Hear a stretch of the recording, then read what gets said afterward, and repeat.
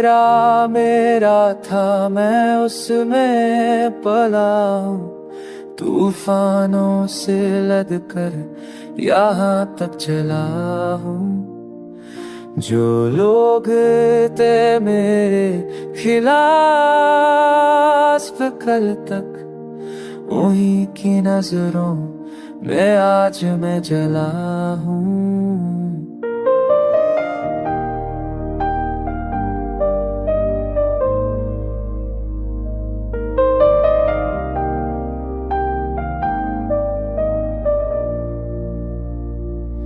रास्ते ने कांटे बिछाए बाहों, हर जख्म को ताकत बना कर चाहूं।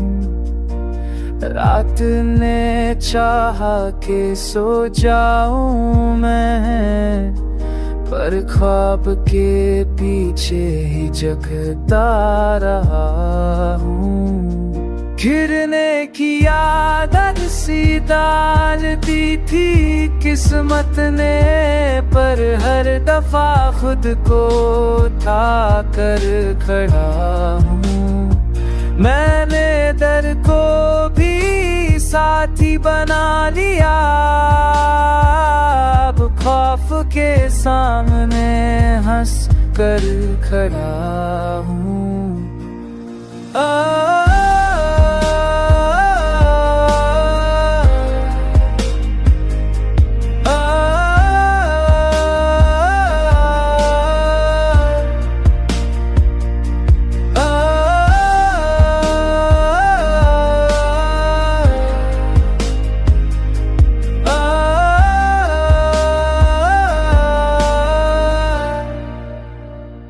मिट्टी से उठा हूँ तो याद है मुझे,